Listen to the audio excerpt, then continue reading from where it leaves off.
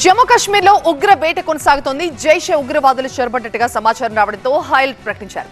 Jammu bus stand లో అనుమానాస్పద bag లభించడంతో bomb squad తనిఖీలు చేసింది.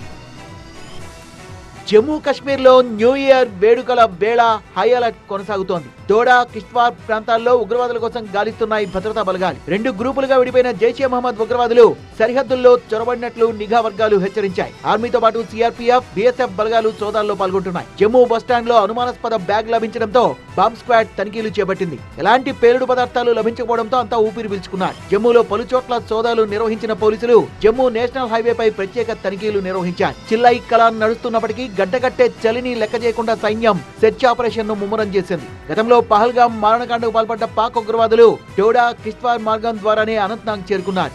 ఇక ఈసారి ఎలాంటి పొరపాట్లకు తావు లేకుండా సైన్యం కట్టుదిట్టమైన చర్యలు చేపట్టింది. మంచు ప్రాంతాల్లో తాత్కాలిక నిఘా పోస్టులు, బేస్ క్యాంపుల్ని ఏర్పాటు చేశారు. ఉగ్రవాదుల కదలికల్ని, వారు దాక్కున్న స్థావరాల్ని గుర్తించడానికి నిరంతర నిఘా కొనసాగుతోంది. జమ్మూ కాశ్మీర్ లో నెల రోజుల పాటు హై అలర్ట్ అమల్లో ఉంటుందని కేంద్ర హోంశాఖ ప్రకటించింది.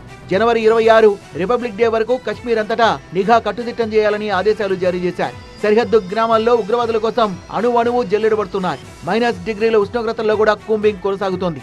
మంచు దుప్పటి కప్పుకున్న అందాల కశ్మీర్ లోయలో నూతన సంవత్సర వేడుకలు జరుపుకోవడానికి ఉత్సాహం చూపిస్తున్నారు. ఉగ్రవాదుల బెదిరింపుల్ని లెక్క చేయకుండా భారీ సంఖ్యలో టూరిస్టులు కశ్మీర్ చేరుకుంటున్నారు. పహల్గాంలో ఎక్కడ చూసినా టూరిస్టుల సందడే కనిపిస్తోంది. వేలాది మంది టూరిస్టులు పహల్గాంలో మంచు సీజన్ ను ఎంజాయ్ చేస్తున్నారు. గుల్మార్గ్ తో సహా పర్యాటక ప్రాంతాల్లో విపరీతమైన రద్దీ కనిపిస్తోంది. పహల్గాం దాడి తర్వాత కశ్మీర్ లో పర్యాటక రంగంపై తీవ్ర ప్రభావం పడింది. ఇప్పుడు పరిస్థితి మెరుగైంది. Pahalgam development authority CEO Hilal Ahmad ప్రకారం పహల్గాం ఎల్లప్పుడూ కూడా పర్యాటకులకు గమ్యస్థానంగా ఉండేలా చూసేందుకు అన్ని ప్రయత్నాలు చేస్తున్నట్టు తెలిపారు. కొద్ది రోజుల క్రితం పాకిస్తాన్ 72 టెర్రర్ లాంచ్ ప్యాడ్లను మళ్లీ యాక్టివ్ చేసినట్లు నిఘా వర్గాలు గుర్తించాయి. 2 అనుమానితులు సంచరిస్తున్నారన్న సమాచారంతో గాలింపు చర్యలు చేపట్టారు. ఉజ్ నది సమీపంలో 2 వేర్వేరు ప్రదేశాల్లో అనుమానితుల సంచారం ఉన్నట్టుగా గుర్తించారు. మరోవైపు శ్రీనగర్ లో కూడా గాలింపు చర్యలు చేపట్టారు.